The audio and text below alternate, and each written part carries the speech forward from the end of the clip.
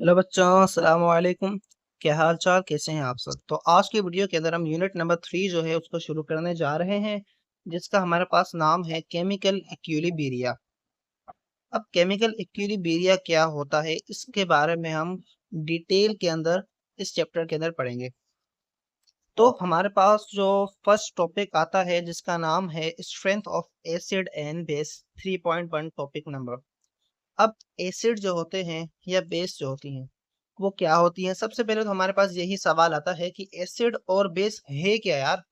तो आपने previous classes के अंदर पढ़ा होगा कि हमारे पास एसिड के बारे में और हमारे पास जो बेस होती हैं उनके बारे में हमारे पास कुछ थ्योरीज आई थी। जिस थ्योरीज को हम, जैसे फॉर एग्जांपल सबसे पहले जो आई थी वो आर्हेनियस की थ्योरी आई थी, ब्राउन स्टेट की थ्योरी आई थी, और हमारे पास लुइस की थ्योरी आई थी, लुइस एसिड एंड बेस। ये सारी थ्योरीज हमारे पास आई थी। आपने 11th क्लास के अंदर में भी या 9th 10th के अंदर में भी पढ़ा होगा। अब एसिड में आपको सिंपल अल्फाजों के अंदर बता दूं कि एसिड क्या होता है। क्या हम एक ही पॉइंट को डील करते हुए चलेंगे एसिड के बारे में यहाँ पर फिलहाल, क्योंकि हमारे पास जो चैप्टर नंबर 4 है वो है ही बेसिकली एसिड और बेस के बारे में, जिसके अंदर हम डिटेल के अंदर एसिड क्या होते हैं, बेस क्या होते हैं, सारी पढ़ेंगे, उसकी थ्योरीज भी पढ़ेंगे। अब आप एक बात याद रखें कि जो एसिड होता है वो प्रोटॉन क्या होता है, डोनर होता है। प्रोटॉन डोनर होता है। प्रोटॉन मतलब हाइड्रोजन आयन। हाइड्रोजन के पास क्या होता है, एक इलेक्ट्रॉन होता है, वो लॉस करेगा तो उसके ऊपर पॉजिटिव चार्ज आ जाएगा, तो वो हाइड्रोजन आयन कहलाएगा। और बेस जो होता है वो प्रोटॉन जो होता है हमारे पास, जिसे हम कहते हैं हाइड्रोजन आयन, वो एक्सेप्टर होता है। क्या होता है, एक्सेप्टर होता है। सिंपल अल्फाजों के अंदर एसिड क्या होता है, प्रोटॉन डोनर होता है। बेस क्या होता है, प्रोटॉन एक्सेप्टर होता है। ये हमें कहा था ब्राउन स्टेड लोरी थ्योरी ने। सही है। अब हम चलते हैं एसिड की और बेस की स्ट्रेंथ के बारे में।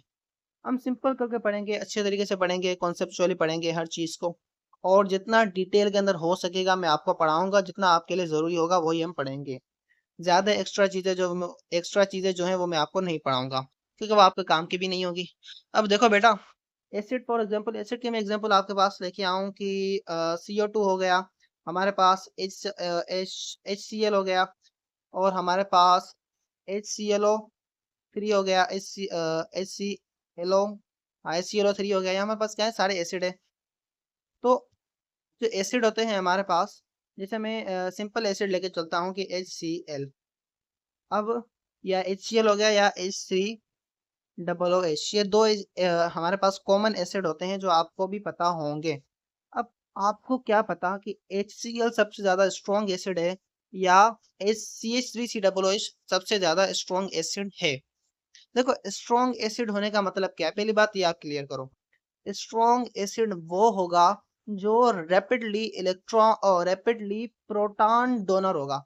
स्ट्रॉन्ग एसिड जो हो वो होगा जो सबसे पहले जल्दी से या रैपिडली प्रोटॉन को डोनेट करे, मतलब हाइड्रोजन आयन को डोनेट करे। बेस क्या होगा, जो रैपिडली या जल्दी से प्रोटॉन को एक्सेप्ट करे, मतलब वो मॉलिक्यूल या वो कंपाउंड जो सबसे पहले जितना फास्ट हो सके, जितना रैपिड हो सके, वो हाइड्रोजन आयन को अपने आप से निकालता है बाहर, डोनेट करता है, वो एसिड होगा। और वो मॉलिक्यूल जो सबसे पहले या जल्दी से या रैपिडली से हाइड्रोजन आयन को एक्सेप्ट करता है, उसके साथ बॉन्ड बनाता है, वो होगा बेस। समझ में आया। अब स्ट्रॉन्ग कौन सा होगा, वीक कौन सा होगा, ये सारा का सारा डिपेंड करता है हमारे पास परसेंटेज ऑफ आयोनाइजेशन के ऊपर। किसके ऊपर, परसेंटेज ऑफ आयोनाइजेशन के ऊपर। अब इसकी वैल्यूज जो है वो कैलकुलेट की जाती हैं, इसको एक्सपेरिमेंटली कैलकुलेट किया जाता है कि हमारे पास जो परसेंटेज होती है आयोनाइजेशन की, इसको हम अल्फा से डिनोट करते हैं। परसेंटेज ऑफ आयोनाइजेशन जो होती है उसको हम डिनोट करते हैं, अल्फा से डिनोट करते हैं। डिग्री ऑफ आयोनाइजेशन से हम कह सकते हैं। उस डिग्री ऑफ आयोनाइजेशन को हम परसेंटेज के अंदर निकालेंगे तो क्या होगा, percentage of degree of ionization, मतलब कितना रैपिडली या कितना जल्दी से कोई भी मॉलिक्यूल जो हो वो अपने आयंस के अंदर डिसोसिएट हो जाए, मतलब वो कितना जल्दी से हाइड्रोजन आयन को दे दे। तो जो अल्फा होता है डिग्री ऑफ आयोनाइजेशन, जो स्ट्रेंथ के बारे में बताता है हमें। जितनी ज्यादा डिग्री ऑफ आयोनाइजेशन होगी, मतलब उतनी ही ज्यादा हमारे पास मॉलिक्यूल्स रैपिडली स्प्लिट होंगे।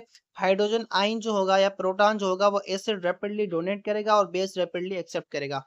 अल्फा की जो वैल्यू होती है वो बराबर होती है, ऊपर हम लिखेंगे total split molecule. Total split हमारे पास जितने भी मॉलिक्यूल होंगे वो ऊपर आएंगे, सही है, मॉलिक्यूल m से, और नीचे जो हमारे पास आएंगे वो टोटल नंबर ऑफ मॉलिक्यूल्स आएंगे हमारे पास, सही है। तो ये बराबर होता है अल्फा के, alpha is equal to total split molecules divide by total number of molecules आएंगे। अगर आपको परसेंटेज के अंदर निकालना है तो आप परसेंटेज यहाँ पर इस साइड लगा ले और इस साइड हमारे पास 100 के साथ मल्टीप्लाई कर दे तो परसेंटेज आ जाएगी।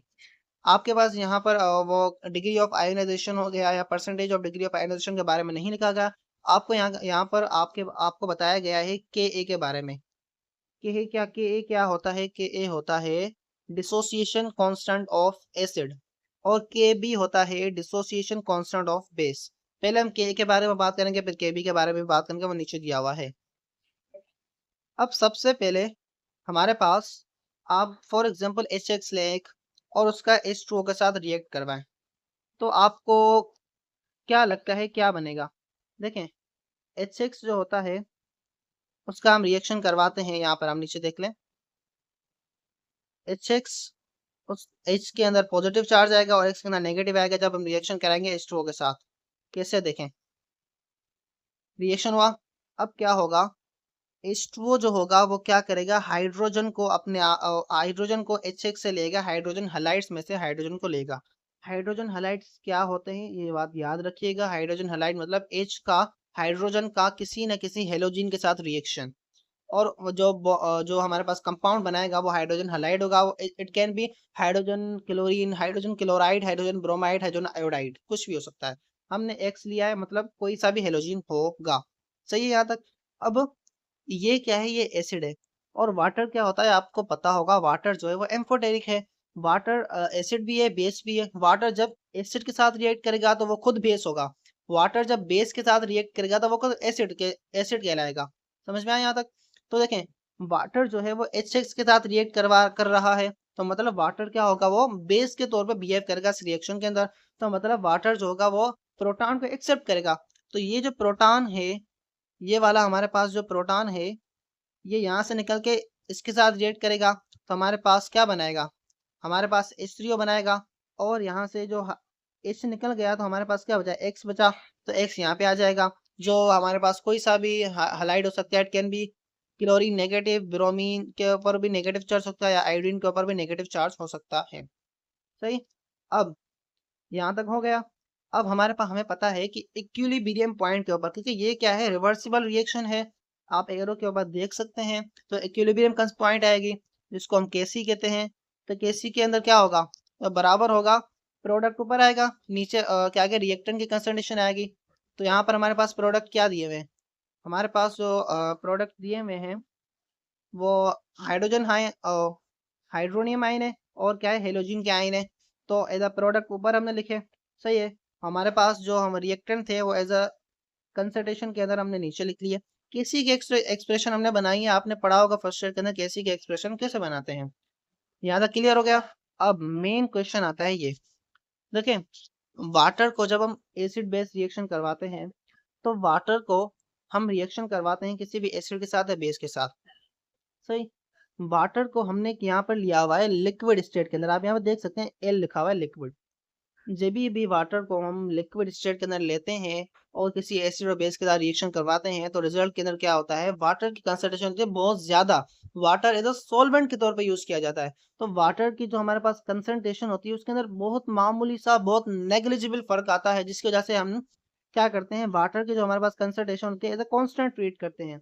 जिसकी वजह से हमने क्या किया, वाटर के कंसंट्रेशन को यहाँ से उठा के इस साइड शिफ्ट कर दिया, के साथ, के क्या है, कांस्टेंट है ना, तो हमने कहा कि कांस्टेंट को हम एक साइड कर देते हैं, और हमारे पास जो चीज कांस्टेंट नहीं है उसके एक साइड कर देते हैं। तो आप देखें, इनमें इसमें से जो तो के क्या है, कांस्टेंट है, इक्विलिब्रियम कांस्टेंट, और H2O क्या है, कांस्टेंट है। मैंने आपको बताया क्यों कांस्टेंट, क्योंकि लिक्विड के अंदर है कंसंट्रेशन जो होती है वो बहुत नेग्लिजिबल फर्क आता है। जब फॉर एग्जाम्पल हाँ क्या, वाटर की जो है 100% कंसंट्रेशन है, 100% नहीं, 25 डिग्री के ऊपर वाटर कंसंट्रेशन है 55.5, 25 डिग्री सेल्सियस जो था रूम टेम्परेचर के ऊपर उस टाइम पे वाटर की कंसंट्रेशन जो होती है वो 55.5 होती है। लेट्स सपोज वाटर की कंसंट्रेशन हो गई 54.7।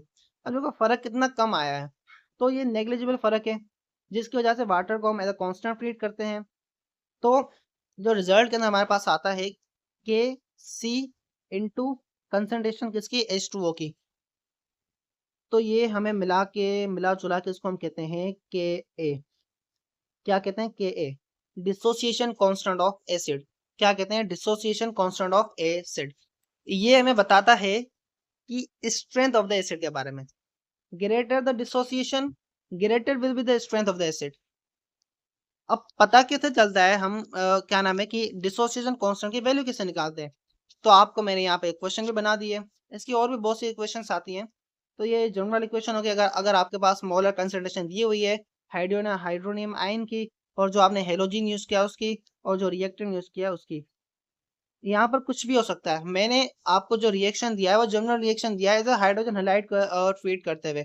आप यहाँ पर कोई और भी एसिड ले सकते हैं नीचे, तो यहाँ पर कोई और आयन आएगा, यहाँ पर हाइड्रोनियम आयन बनेगा, फिर समझे, कुछ भी हो सकता है आपको यहाँ पर। तो रिजल्ट के अंदर हमारे पास के ए किसके बराबर हो गया, के इज इक्वल टू, ऊपर प्रोडक्ट के आयंस आ गए और नीचे हमारे पास रिएक्टेंट की कंसंट्रेशन आ गई। वाटर को हमने क्या कर दिया था, कांस्टेंट ट्रीट करके साइड में कर दिया। आपको मैंने बताया कि क्यों कांस्टेंट ट्रीट किया, क्योंकि वाटर की कंसंट्रेशन चेंज नहीं होती।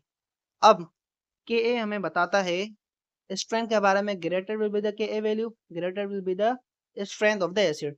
बट एक बात यहाँ पे आती है, आपको पता है कि केसी की वैल्यू जो होती है वह टेम्परेचर के ऊपर डिपेंड करती है। आपने पढ़ा होगा पीछे 11 क्लास के अंदर, केसी की वैल्यू टेम्परेचर के ऊपर डिपेंड करती है। अब केसी की वैल्यू टेम्परेचर को बढ़ाने से बढ़ भी सकती है, टेम्परेचर को घटाने से घट भी सकती है। It depends upon exothermic reaction और एंडोथर्मिक रिएक्शन। रिएक्शन कौन सा है हमारे पास, अगर एक्सोथर्मिक रिएक्शन होगा तो हमारे पास टेम्परेचर इंक्रीज करने से केसी की वैल्यू डिक्रीज होगी। अगर एंडोथर्मिक रिएक्शन होगा, टेम्परेचर इंक्रीज करने से केसी की वैल्यू इंक्रीज होगी। ये सारा हमने पिछली क्लास के अंदर पढ़ा हुआ है। के ए की वैल्यू भी इसके ऊपर डिपेंड करती है, ये इंक्रीज भी हो सकती है टेम्परेचर के साथ और डिक्रीज भी हो सकती है टेम्परेचर के साथ। सारा डिपेंड करता है कि रिएक्शन जो हमने यहाँ पर फनल के अंदर लिया है या जिसके अंदर भी रिएक्शन हमने किया है, एक्सोथर्मिक है या एंडोथर्मिक है। अब हम चलते हैं हमारे पास पी के ए वैल्यू के बारे में। पी के ए क्या होता है, देखें, पी के ए भी एक ही बात होती है, थोड़ा सा चेंज होता है। Power of dissociation constant of acid. Power of dissociation constant of acid क्या होता है, power of dissociation constant of acid basically negative log of dissociation constant of acid के बराबर होता है। जैसे फॉर एग्जांपल पी के ए, हमने यहाँ पर इक्वेशन भी बनी हुई है ना, तो P K is equal to minus के साथ नेगेटिव लॉग और साथ में के ए मल्टीप्लाई हो गया, तो P K is equal to negative log of acid dissociation constant. PK value भी हमारे पास इजीर होता है फाइंड करना, चाहते हैं पीके वैल्यू भी उसकी निकालते हैं। अब चार्ट हमारे पास एक दी हुई है जिसके अंदर हमारे पास डिफाइन किया हुआ है कि हमारे पास स्ट्रॉन्ग एसिड कौन सा है और स्ट्रॉन्ग बेस कौन सा है। तो चार्ट के अंदर जैसे आप देख सकते हैं कि वाटर की जो हमारे पास पीके, एक बात आप पहले याद रखें कि जो हमारे पास पीके ए वैल्यू जो होती है, जितनी कम होगी, जितनी पीके वैल्यू कम होगी उतनी हमारे पास जो स्ट्रेंथ होगी एसिड की ज्यादा होगी। मतलब पीके ए वैल्यू कम होगी, एसिड जो होगा उसकी स्ट्रेंथ ज्यादा होगी, वो ज्यादा रैपिडली अपने प्रोटॉन को डोनेट करेगा। और जो हमारे पास जो के ए वैल्यू है वो भी ज्यादा होगी। मतलब greater the K A value, greater with the strength of the acid but lesser with the P K value. सही। अब चार्ट के अंदर आप देखें कि हमारे पास सबसे ज्यादा कम जो है वो पीके वैल्यू किसकी आ रही है, देखें, माइनस की 10 आ रही है पर क्लोरिक एसिड की, HClO4 की। और हमारे पास जो सबसे ज्यादा आ रही है पीके वैल्यू प्लस की 15 आ रही है, वो वाटर की आ रही है। अब बट हमारे पास के ए वैल्यू जो है वो सबसे ज्यादा किसकी है, किसकी, परक्लोरिक एसिड की, और सबसे कम है हमारे पास वाटर की। तो यहाँ से आपको अंदाजा लग सकता होगा। देखें, परक्लोरिक एसिड पीके ए वैल्यू तो ज्यादा है, मतलब पीके वैल्यू तो कम है, मतलब के ए वैल्यू बहुत ज्यादा है।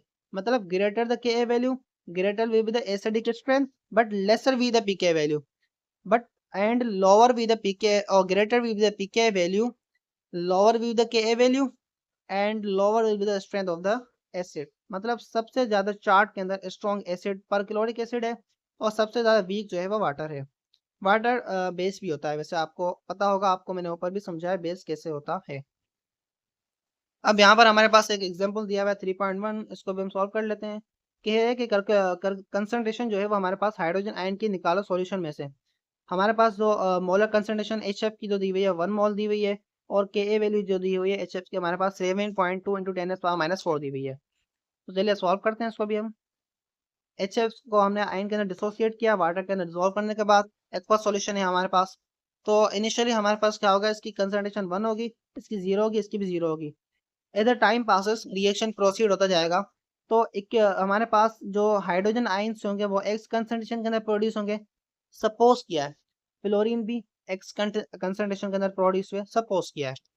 और हमारे पास क्या होगा, वही कंसंट्रेशन जो हमारे पास एच एफ की थी उसमें से एक्स माइनस हो जाएगा। देखें मैंने क्या कहा, हमारे पास 1.0 मोल एच एफ था। हमारे पास क्या था, 1.0 मोल एच एफ था। एच एफ जो है वो 1 मोल था। जैसे ही हमारे पास हाइड्रोजन बना तो एच एफ की कंसंट्रेशन कम हुई होगी ना। तो जितना देखो 1:1 रेशियो, यहाँ पर कुछ भी नहीं लिखा तो मतलब 1 लिखा हुआ है एच एफ के साथ, और यहाँ पर हाइड्रोजन के साथ कुछ भी नहीं है तो मतलब 1 1 लिखा हुआ है। तो एच एफ जो है वो उसके हमारे पास 1 मोल कंसंट्रेशन है। और हाइड्रोजन जैसे ही हमने रिएक्शन करवाया तो हाइड्रोजन प्रोड्यूस हुआ। तो जितना एक्स अमाउंट में हाइड्रोजन प्रोड्यूस होगा उतना ही एक्स अमाउंट में एच एफ कम होगा। सिमिलरली हमारे पास सेम अमाउंट में एक्स एफ प्रोड्यूस होगा, और एच एफ जो होगा वो सेम अमाउंट के अंदर कंज्यूम होगा। तो हमारे पास जो के ए की जो हमारे पास एक्सप्रेशन थी जो हमने ऊपर ड्राइव की थी वो बराबर थी इसके। तो जैसे हमारे पास कंसंट्रेशन दी हुई है इन चीज़ों की वैल्यू स्पॉट करते हैं। एच एफ ए कंसंट्रेशन क्या है, 1.0 माइनस एक्स नीचे लिखा, और ऊपर इन दोनों की कंसंट्रेशन रखी एक्स एक्स। सॉल्व किया, हमारे पास आंसर आ गया है नीचे। तो सॉल्व करने के ऊपर हमारे पास जो आंसर आया वो हाइड्रोजन की कंसंट्रेशन आ गई 0.266 मोलरिटी। तो ये था हाइड्रोजन की कंसंट्रेशन। अब हम चलते हैं स्ट्रॉन्ग एंड वीक बेस के ऊपर। सिमिलरली जैसे हमारे पास एसिड स्ट्रॉन्ग होते हैं, सिमिलरली हमारे पास जो बेस भी होते हैं ऐसे स्ट्रॉन्ग होते हैं। जैसे मैं आपको एग्जांपल दूं एक NaOH का। NaOH जो है वो स्ट्रॉन्ग एसिड है, बेस है। ये OH आयन है उसके साथ स्ट्रॉन्ग बेस है। बट NH4OH जो है वो वीक बेस है। अब क्यों है, उनकी नेचर के ऊपर डिपेंड करता है कि कौन सी नेचर। ये बहुत स्लो तरीके से OH आयन को डिनोट करता है, और ये जो है वो रैपिडली OH आयन को डिनोट करता है। या आप ऐसे कह सकते हैं कि ये रैपिडली हाइड्रोजन आयन को प्रोटॉन को एक्सेप्ट करता है। और ये जो है रैपिडली प्रोटॉन एक्सेप्ट करता है, और ये जो है स्लो प्रोटॉन को एक्सेप्ट करता है, जिसकी वजह से एक हमारे पास स्ट्रॉन्ग है, एक हमारे पास वीक है। तो यहाँ तक समझ में आ गया। सिमिलरली हमारे पास एक जनरल इक्वेशन दी हुई है। जैसे हमने यहाँ पर के ए वैल्यू निकाली थी dissociation constant of acid, similarly हम के बी वैल्यू भी निकालेंगे डिसोसिएशन कांस्टेंट ऑफ बेस। तो सिमिलर हमने इक्वेशन बनाई। बी से कोई भी बेस दी हुई है हमारे पास, H2O के साथ रिएक्ट करवाया, तो बेस वाटर के साथ रिएक्ट करेगा जब, तो हमारे पास वाटर जो होगा वो एज एसिड के तौर पर रिएक्ट करेगा। तो मतलब वाटर क्या करेगा, हाइड्रोजन को डिनोट करेगा। तो उसने हाइड्रोजन आयन को दे दिया तो OH आयन बना दिया, और BH प्लस हमारे पास बन गया। बेस ने क्या किया, हाइड्रोजन आयन को या प्रोटॉन को एक्सेप्ट कर दिया। तो हमारे पास जो जनरल इक्वेशन बनी वो KB इज इक्वल टू ये बनी। कैसे बनी, सिमिलर तरीके से हमारे पास KC बराबर होगा किसके, ऊपर हमारे पास प्रोडक्ट कंसिडरेशन आएगी, और हमारे पास नीचे जो होगा प्रोडक्ट कंसिडरेशन हमने रखी, नीचे हमारे पास रिएक्टेंट की कंसिडरेशन आएगी। अब रिएक्टेंट के अंदर हमारे पास क्या दिया हुआ है, बेस दिया हुआ है, सही है, ये नीचे मैं यहाँ पर लिख रहा हूँ, और H2O दिया हुआ है। अब आपको पता है कि H2O जो है हमारे पास वो क्या होगा, एज अ कॉन्स्टेंट के तौर के ऊपर ट्रीट किया जाएगा। H2O क्या होगा, कॉन्स्टेंट होगा, जिसकी वजह से हमने H2O को क्या कर दिया, एक साइड शिफ्ट कर दिया, और बाकी जो हमारे पास जो आइंस है उसको हमने एक साइड शिफ्ट कर दिया। तो रिजल्ट के अंदर हमारे पास क्या बना, रिजल्ट के अंदर हमारे पास बना कि KC इंटू H2O आएगा, और इस साइड का हमारे पास ये सारी इक्वेशन आ जाएगी। हमने रीअरेंज कर दिया, तो ये जो KC इंटू H2O की जो कंसंट्रेशन है हमारे पास बराबर हो जाएगा KB के, जिसको हम कहते हैं डिसोसिएशन कांस्टेंट ऑफ बेस।